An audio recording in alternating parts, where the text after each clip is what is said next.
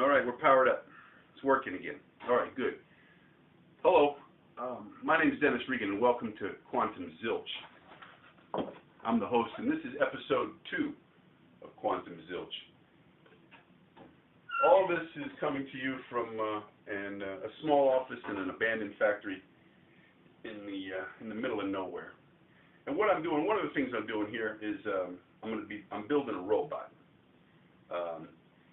If you saw episode 1, you know that. If you didn't see episode 1, what you need to do is go back and watch that, because you're going to be lost here. You're not going to know what's up. So go back and see episode 1.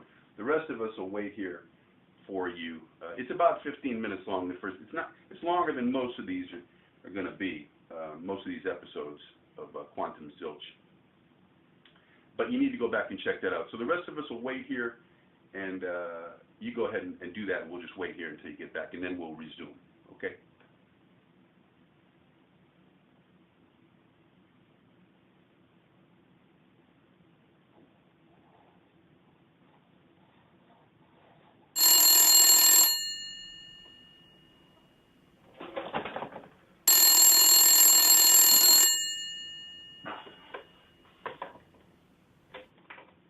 Hello?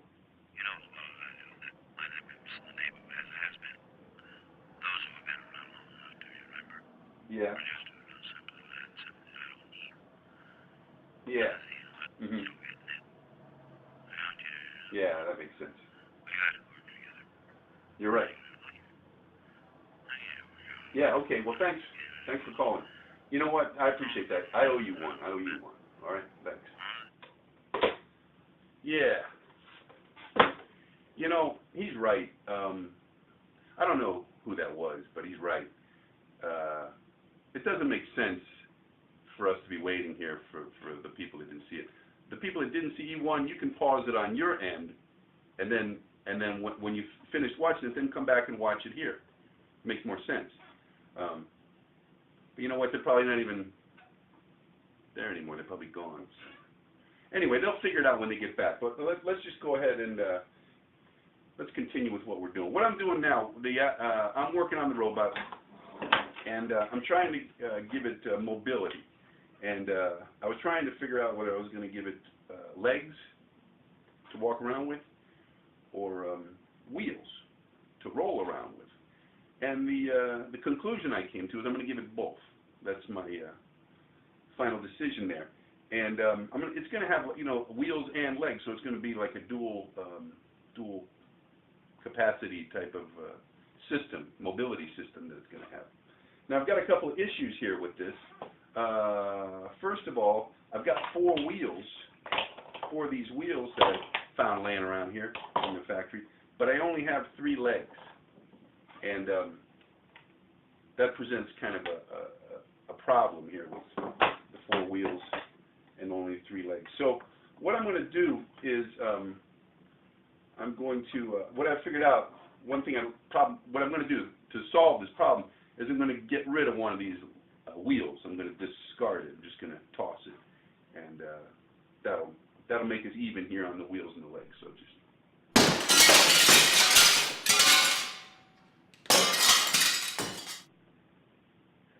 Well, I'm glad this place is abandoned, because if it wasn't, I'd probably be getting written up or something. But anyway, we solved that problem. And now we've got 3 wheels and 3 legs. But we have another issue here. And as you can see, the issue is this. These legs, or these tubes that I'm going to use for legs, are what I would call non-similar in length.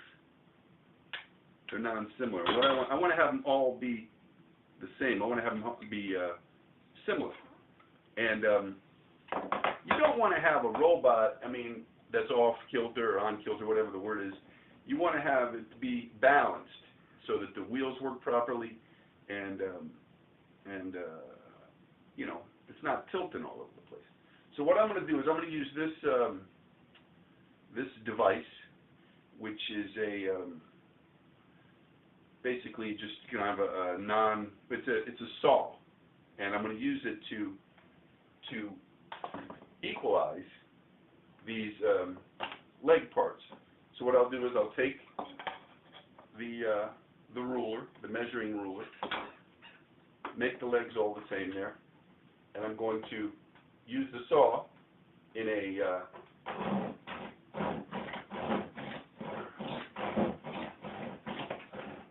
you know what?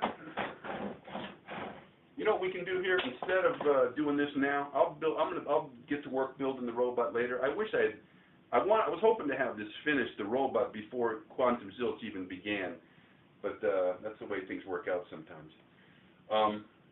But I'll go ahead and get to work on the robot after the episode. Now it's time to just continue with the episode, okay? So this building of the robot is turning out to be a lot harder than I thought it was going to be. I didn't think it was going to be this hard. So I'm having trouble with it, to be honest with you. I went to the store and I got this book. I went to the bookstore and I got this book, Robots for Dummies, and started reading it. And I don't get it, to be honest. It's just, it's incomprehensible to me. So I went back to the store and talked to the guy. He was pretty helpful, and picked up some more books. I got this one here, Robotics for Morons, and I like it. It's a little bit better than that book there, but I just wish it had more pictures. I mean, it's got a lot of pictures. It's got a ton of pictures, but I just wish it had more. I mean, I always like to have as many pictures as possible in a book. Then I asked the guy, I said, hey, do you have Robots for Idiots? But they were sold out. They didn't have it. But I was able to pick this up. They did have this. They had Robotics for Complete Idiots. And I don't know, you know, they have the qualifier. The qualifier, they're complete. I don't know what the difference is in this book with just the Robotics for Idiots. But you know, I'm thinking it might be like when you make a movie, you have the regular movie, and then later they come out and they say the director's cut. You know, I'm thinking that's what this might be, the Complete Idiots, kind of like the director's cut. We got this book here, Robotics for Half-Wits, and I don't know what half-wit was. I don't know what that meant. I looked it up in my thesauruses. Thesauruses?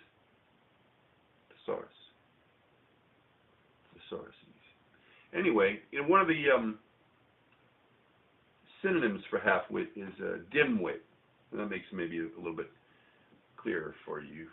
Half-wit, dimwit. It made it clearer for me.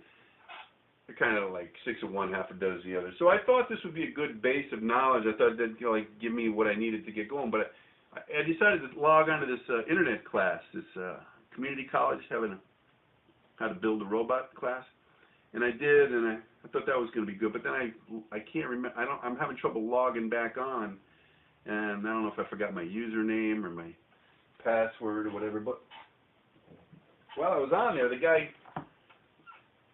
in the syllabus, the recommended book was this, the Robotics for Poor Students. So I thought, all right, you know, and I started reading it one night. It was I read the introduction, and not the entire introduction. I didn't read the entire introduction. I just read the word introduction. I just read the word introduction. It was late at night, and I got sleepy and tired, fell asleep. But as you can see, I highlighted that word. Just kind of, I like to highlight just to engage me with the book. Got this book here. I thought this was, you know, this is called Elementary Robotics for Advanced Numbskulls. And, you know, to be honest, I always thought numbskulls, I always thought that was one word. I always used it as one word. And so I looked it up. I looked it up in about 7 or 8 dictionaries. And I'm right. I'm right. I think I'm right. Never be sure about things, but anyway, it appears that this book here was written by numbskulls 4 numbskulls. And then I got this book here. It's a lot of books, I know, but Robots for Imbeciles. And this is my favorite of the books. This is the book that gave me the idea to put the wheels and the legs, both combine them. I got that from this book here. But for the most part, I found this book to be pedantic and verbose. So that's my, oh, and I also got this. I got, this is a little bit embarrassing, I have to be honest with you. Sudoku for Dummies. And I don't know, somehow I got it into my head. I don't know where somehow it was in my head that Sudoku was the Japanese word for robot. And I don't know why I thought that, but it's not. It has nothing to do with robots. It's just this word, number puzzle game. It's just these blocks of puzzles that has nothing to do with robots. Not what I wanted at all. I was going to return it to the store, but I lost the receipt and they wouldn't take it back. So what I'm going to do, you know what I'm going to do? I'm going to keep it. I'm going to give it, when the robot is complete, I'm going to give this as a gift to the robot as sort of a, welcome to the world. Here's your gift. And I hope he or she, whatever it is. I hope he likes word puzzles, that kind of thing. We'll find out.